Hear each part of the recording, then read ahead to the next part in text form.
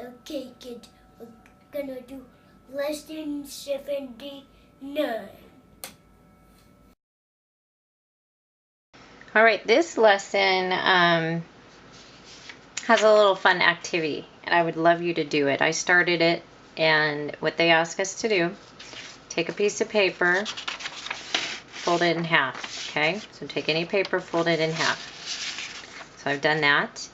And then they want us to draw a triangle, and it can be any kind of triangle. In fact, the fun thing is you will all at home make different kinds of triangles and different rotations and all that. And the fun thing is this activity, what we discover with it will be the same for all of us, no matter what our triangle looks like.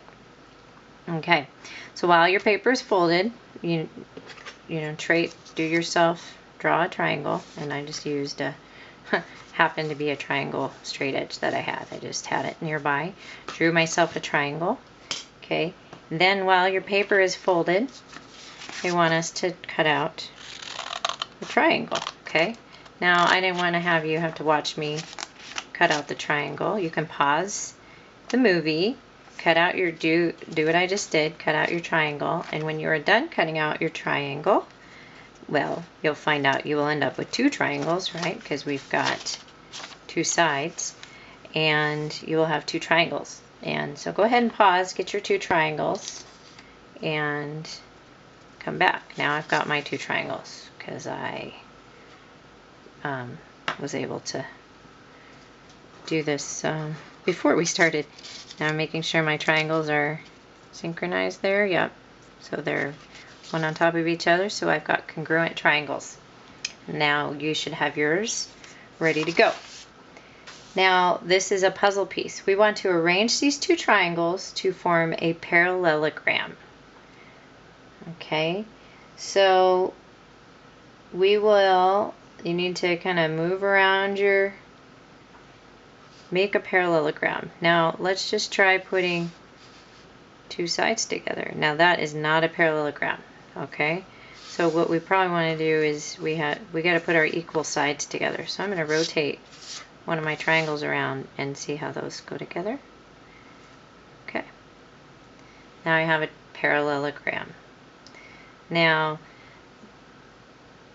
our parallelogram, do you guys remember the area of a parallelogram is base times height? So the area of this whole thing is base times height. The length of this plus the length of this. I'll even draw kind of this length from top to, oh, you can't even see it, sorry. From top to bottom, is that too light? There. So that's the height mark, and then this is the base. I'm just gonna write base. Okay, I don't know if you can even see that. Probably not, but it doesn't matter because you guys know parallelogram is base times height. So if a parallelogram is base times height, if that area is a certain number, let's just say this area was 10. Okay, let's say this was, or let's say my area was 20. So my base is 5. I'm going to zero in, and let's say the height of this parallelogram is 4. Okay. I'm going to zoom in, see if we can get you more. There we go. My base is 5 something, and my height is 4. So this whole area, 5 times 4, is 20. The whole parallelogram, right? I'm going to write it on that one. So if the whole thing is 20, what happens when I take away half of it? All right, and again, probably from here to here is 4, right? Because if I had just written it up there, that would have been 4. So the area of this is half of the whole thing, which was a parallelogram. So half of 20, this area of this is going to be 10. Okay, so I'm going to write this on the next side.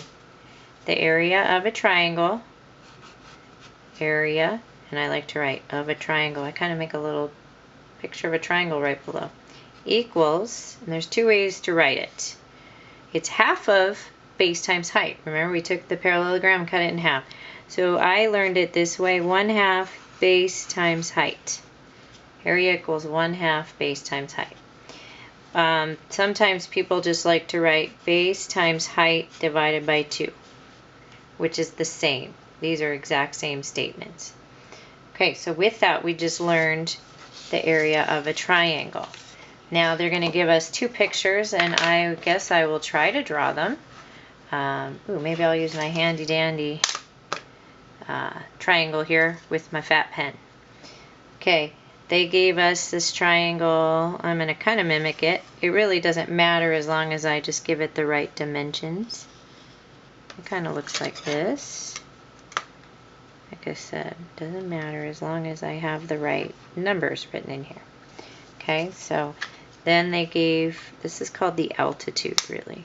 This is the height. And they did it dotted because that's not really a side of the triangle. So there's our picture. And there they give us 5 centimeters. And they give us 8 centimeters here. As you notice, they're going to give us some extraneous information. I'll let you decide which one is extra. And then the height is 4 centimeters. Okay, so if this was a full parallelogram, we would do base times height. The whole parallelogram would have been 40 if I drew in the parallelogram. Would be 40. Okay, but it's half of a parallelogram to triangle. So here's the way I like to do it algebraically. I always like to write the equation, and I would like you guys to do it. I'm going to be a big stickler about it in pre-algebra next year. And I write 1/2.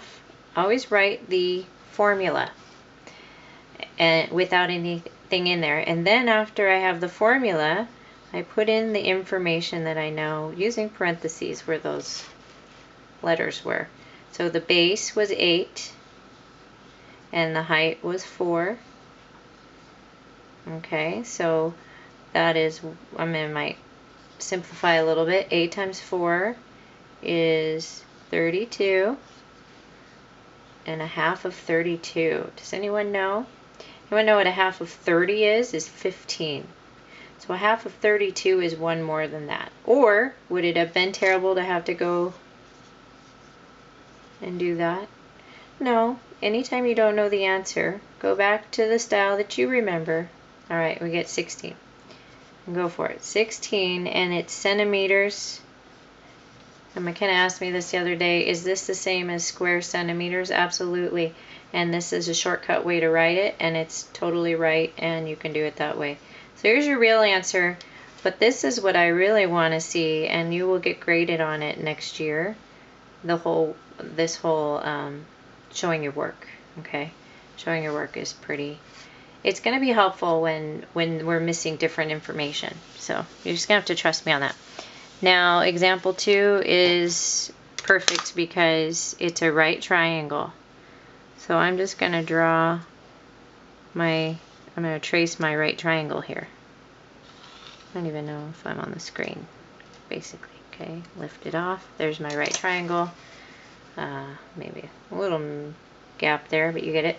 Okay, and they tell us 3 meters, 5 meters, and 4 meters. And they gave this little box there which tells us it is a perfect right triangle. Now sometimes when you look at a perfect right triangle, you might be like, what is my height? Right? That might be a little confusing. Well, with a right triangle, one of the sides next to this box can be your height and one can be your base. Now again, if I drew in the parallelogram, as you know, it would be a square, not a square, but a rectangle, perfect rectangle, because we're dealing with 90-degree angles. So this would be 3, this would be 4, and we know the area of the whole thing would be 12, right? But it's half of 12. So without doing any work, we know that 6 meters squared is our area, just by the trick we learned. Now let's do it algebraically, showing our work so that next year we can get full credit on a problem like this. Okay, I'm going to go over to the side here, and I always start out with area equals 1/2 base times height. All right, my formula, okay? Guess what? When you write your formulas over and over again, you end up memorizing them, and that is a good thing. Okay, so 1/2, our base, I'm going to say, is 4, and our height was 3, and 5 was extra information. We didn't need that 5, this right here. All right, so you could do this in your head if you want. 1/2 of 4 times 3. Well, 4 times 3 is 12, and half of it is 6. And we already said that, right? 6 meters squared. But do you see how beautiful this looks? This is very straightforward, showing the formula, plugging in the numbers that you were given, and finding the area. Okay, this is beautiful. Okay, I know people chuckle when I say beautiful, but man, that is like maybe bonus points for a while if we do it the way that I like. Next year, I'm going to be very critical of that. Not because I'm mean, because I know that in the future you will appreciate it. Okay, so that is it for lesson 79. You have 4 triangles to find the area of, and I would like to see it done like this. You don't need to draw the triangles in your work, but I do want to see you write the formula, plug in the numbers, find your answer, and you can box it. Okay, so good luck with that. And when you're done, check the answer key with your parent, or if you're trustworthy. You are the only one that knows that. Just kidding. Parents do too. So I want you to look at your answers and make sure you did it correctly. All right, and I will be back for